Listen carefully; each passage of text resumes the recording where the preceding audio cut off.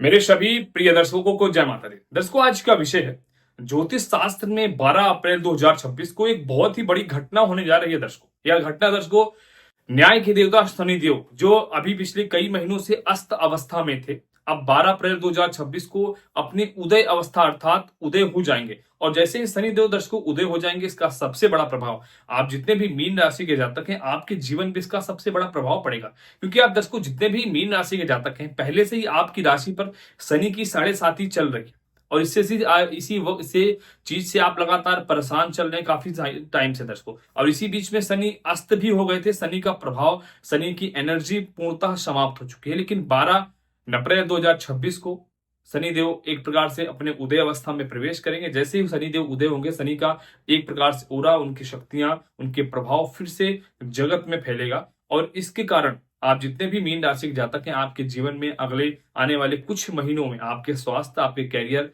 आपके आर्थिक स्थिति को लेकर के एक विशेष चर्चा करेंगे दर्शकों। साथ ही साथ वीडियो के एंड में आपको शनिदेव को प्रसन्न करने का एक सटीक उपाय भी बताएंगे, जिसको करने से आप जितने भी मीन राशि के जातक हैं दर्शकों, आपके जीवन में बहुत ही अच्छा होगा। दर्शकों, वीडियो को प्रारंभ करने से पहले अगर आप हमारे चैनल पे पहली बार हैं तो प्लीज आप हमारे चैनल को जरूर सब्सक्राइब करें। विशेष बात दर्शकों, अगर आपके जीवन में लगातार समस्याएं चल रही तो एक बार अपनी जन्म कुंडली का विश्लेषण जरूर करें। और जिनके पास कंफर्म डेट ऑफ बर्थ नहीं है, जन्म का टाइम भी नहीं पता, ऐसे लोग हमें अपने दोनों हाथ के हस्तरेखा की फोटो भेज करके अपने बारे में 100% सटीक विश्लेषण दर्शकों ले सकते हैं। दर्शकों, ज्यादा देर नहीं करते तो आइए वीडियो को प्रारंभ करते हैं। दर्शकों, विशेष रूप से ये है, आप जितने भी मीन राशि के जातक हैं, आपके राशि पर ही शनिदेव विराजमान है, अर्थात गोचर कर रहे हैं।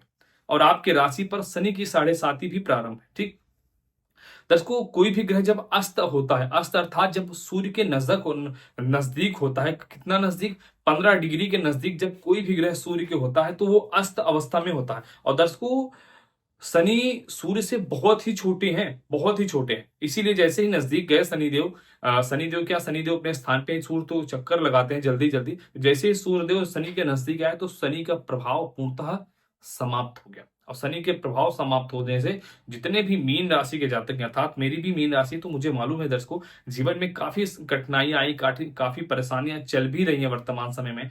सबसे बड़ी बात दर्शकों यह है कि आपके राशि चक्र में आपकी इनकम के स्वामी कौन है? शनिदेव। तो इनकम में समस्याएं हो रही है, मतलब जहां से पैसा आना चाहिए पैसा रुका हुआ है, आपकी खून पसीने की कमाई का पैसा रुका हुआ है, काम इतना लगातार कर रहे हैं, सब कुछ हो रहा है, लेकिन पैसा, इनकम पैसा नहीं आ रहा। ठीक, ये आप चीज देखिए, इनकम के स्वामी है शनि और अस्त अवस्था में है, तो ये प्रभाव आपको होगा। दूसरी चीज दर्शकों, शनि आपके द्वादश स्थान के स्वामी है। द्वादश स्थान अर्थात आपका हानि का स्थान, व्यय स्थान। तो जब व्यय स्थान के स्वामी शनि अस्त हो चुके हैं तो लगातार जीवन में आपके नुकसान ही नुकसान हो, जो भी काम कर रहे हैं वहां पर आपको लॉस हो रहा है, नुकसान हो रहा है, कुछ अच्छी खबर नहीं है। और दर्शकों, सबसे विशेष बात, आप मीन राशि के जातक हैं और यह द्वादश स्थान दर्शकों यह विदेश का स्थान होता है। तो मेरे जो भी आप मेरे भाई बहन विदेश में रहते हैं, आपकी मीन राशि है, तो आपको भी कुछ न कुछ भारी समस्या यहाँ पर झेलने को मिल रही है। सब कुछ अच्छा होने के बावजूद भी कुछ बड़ी ही बड़ी समस्या आपके जीवन में आती दिखाई दे रही है। ठीक, अब यहाँ पर मूल चीज होता है कि अभी तो चलो, अभी किसने पिछले कई महीने से अस्त अवस्था में थे शनि दस को, और अभी 12 तारीख को उदय होंगे, तो उदय होने के बाद फिर से क्या अच्छा योग बनेगा।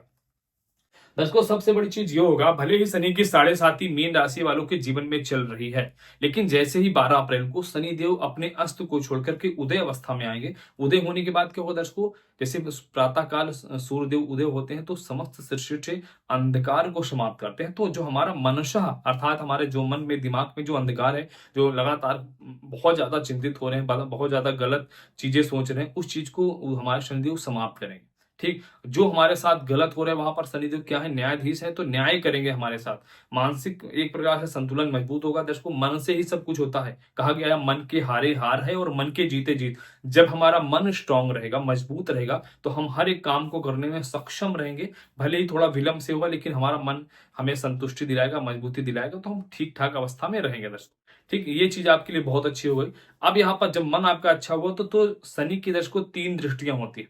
ठीक, शनि की 3 दृष्टियां, तीसरी, 7वीं और 10वीं दृष्टि होती है। और विशेष रूप से कहें तो ये दृष्टियों के साथ ही साथ शनि इन दो राशि के स्वामी हैं, मकर और कुंभ। तो जैसे शनि 12 अप्रैल से उदय अवस्था में दर्शकों, तो आपका इनकम का स्रोत अच्छा हो जाएगा। जो आपका रुका हुआ पैसा है, पैसा नहीं आ रहा है, तो हर एक प्रकार से येन केन प्रकारेण लाभ क्रियन्ते, अर्थात हर एक प्रकार से आपको लाभ की प्राप्ति होगी, इनकम की प्राप्ति होगी।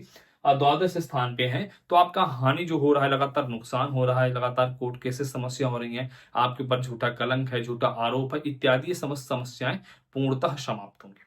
ठीक है। अब इसके बाद 10 को आते हैं। अब आपने शनि जिस अपने राशि का प्रभाव देखा, अब शनि की दृष्टियों का प्रभाव देखिए। 10 को शनि की जो तीसरी दृष्टि पड़ेगी, 1 2 3, शनि की तीसरी दृष्टि उदय होने के बाद वृषभ राशि पर आपके पराक्रम के स्थान पे पड़ेगी। और जैसे ही पराक्रम स्थान पर शनिदेव की 10 को दृष्टि पड़ेगी तो आपका पराक्रम स्थान काफी मजबूत हो जाएगा और आपके अंदर एक नया साहस आएगा। साथ ही साथ इसी के साथ शनिदेव 10 को दृष्टि पड़ने से जितने भी आप मीन राशि के जातक हैं, आपके भाई आपके बहन से आपका रिलेशन बड़ा अच्छा हो जाएगा। जो पुराने समय में मतभेद थे या कुछ गंभीर समस्याएं थी, तो पूर्णतः आपको यहाँ पर लाभ होने के योग बनेंगे। साथ ही साथ शनिदेव की दृष्टि पड़ने से दर्शकों आपका कर्ज जल्दी समाप्त होने के योग बनेंगे, स्वास्थ्य आपका अच्छा होगा और आपके समस्त शत्रु पूर्णतः परास्त हो जाएंगे और सुख वर्धक अर्थात सुख की योग आपके बने लगेंगे जीवन में। दर्शकों यहाँ पर एक विशेष महत्वपूर्ण, कई लोग कहेंगे गुरुजी मेरी राशि पर तो शनि की 7.5 चल रही है। यहाँ पर विशेष चीज दर्शकों ये है, शनि की 7.5 जरूर चल रही है, लेकिन आपकी जन्म कुंडली में अगर शनि की अवस्था ठीक है, शनि की स्थिति ठीक है, तो इसका लाभ आपको 100% जरूर प्राप्त होगा। ठीक है। अब इसके बाद दर्शकों शनि की देखते हैं तीसरी दृष्टि। यहाँ पर शनि की 7वीं दृष्टि किस राशि पर? कन्या राशि पर। कन्या राशि के स्वामी स्वयं बुध होते हैं। बुध भी शनि के परम मित्र ग्रह होते हैं दर्शकों। जब शनि अपने ही मित्र राशि पर दृष्टि से देखेंगे तो सप्तम स्थान मजबूत करेंगे। सबसे बड़ी चीज, जितने भी आप मीन राशि के जातक हैं, पति पत्नी हैं, अगर आपके बीच में कुछ मतभेद होने के कारण आपका डिवोर्स की स्थिति बन चुकी है और आपका डिवोर्स अभी तक नहीं हो रहा है, तो शनि की दृष्टि पड़ने से क्या होगा? अतिशीघ्र। शनि क्या होते हैं? शनि न्यायाधीश है।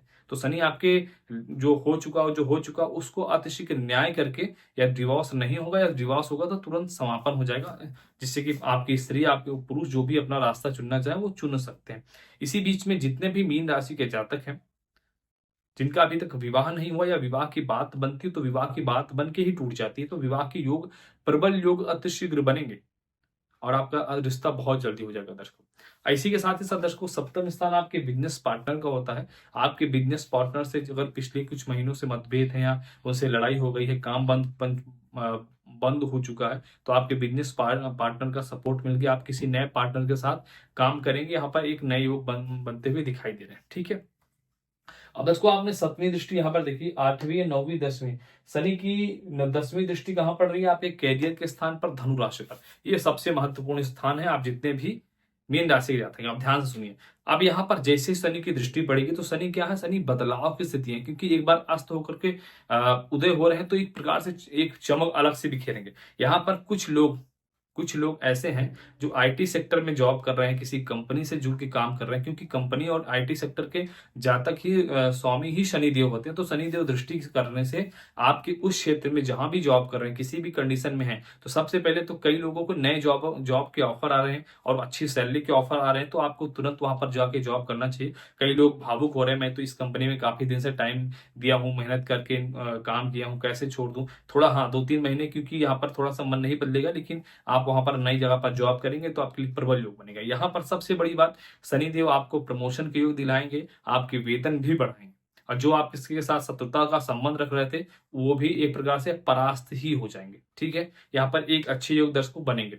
अब इसके बाद सबसे बड़ी बात है, जो भी मेरे भाई बहन मीन राशि के जातक हैं जो अपना खुद का बिजनेस व्यापार करते हैं, ऐसे लोगों के लिए बहुत अच्छी खुशखबरी है कि आपके बिजनेस में बहुत अच्छे योग बनेंगे, क्योंकि शनिदेव की सीधी दृष्टि पड़ रही है तो इसमें अच्छा होगा। साथ ही साथ कहना चाहता हूँ, शनि का जो कारतत्व दर्शकों होता है, वह जितने भी न्यायाधीश क्षेत्र की तैयारी कर रहे हैं उनके लिए भी अच्छी खबर है। जो मेडिकल स्टूडेंट्स हैं उनके लिए भी बहुत अच्छी खबर है। जो आईटी सेक्टर से जुड़े व्यक्ति हैं ऐसे एक अच्छी खबर है। और सबसे बड़ा बात, व्यापार क्षेत्र जितना भी होता है, जितना भी बड़े उद्योगपति होते हैं, जितनी बड़ी कंपनीज होती हैं, जितना ही बिजनेस व्यापार होता है, सब शनि की कारतत्व में आते हैं। तो ऐसे में आप शनि एक प्रकार से उत्तरार्ध वृद्धि के योग संयोग से यहाँ पर उदय होकर के निखर रहे हैं और आपके बहुत ही समूचे योग बनाएंगे। थोड़ा सा सावधान आपको रहना पड़ेगा, आपके साथ विश्वासघात होने के योग बन रहे हैं, थोड़ा सा कोई आपने कोई नुकसान पहुंचा सकते हैं शत्रुता संबंध निभा के। बाकी वो परास्त तो होंगे लेकिन कुछ समस्या आपको क्रिएट करेंगे, इस चीज को ध्यान दीजिएगा। तो एक प्रकार से दर्शकों कहें तो शनि का उदय होना आपके जीवन में किसी वरदान से कम नहीं है। शनि का पूरा सपोर्ट लीजिए और शनि भगवान को प्रसन्न करने का उपाय चुनिए। आप जितने भी मीन राशि जातक हैं, आपको शनिवार के दिन एक लोटा लेना है, उसमें जल, थोड़ा सा दूध, काला तिल और थोड़ा सा गुड़ डाल के पीपल के जड़ में छोड़ना है। उसके बाद पीपल की कम से कम 7 परिक्रमा लगानी है। ओम नमो भगवते वासुदेवाय बोलते हुए इस मंत्र का, इससे आपके समस्त कामनाएं पूरी होंगी और आप लोग सदा सुखी होंगे। दर्शकों, अगर आपको वीडियो अच्छी लगे तो प्लीज हमारे चैनल को जरूर सब्सक्राइब करें। वीडियो को लाइक करके कमेंट बॉक्स में जय श्री राम, जय माता दी अपने इष्ट भगवान का नाम जरूर रखें। मैं भगवान भोलेनाथ से प्रार्थना करूंगा मेरे जितने भी व्यूवर्स मेरे इस वीडियो को देख रहे हैं, आप सबकी सभी मनोकामना पूरी हो, आप लोग सदा सुखी हो। सभी दर्शकों को जय माता दी। हर हर महादेव।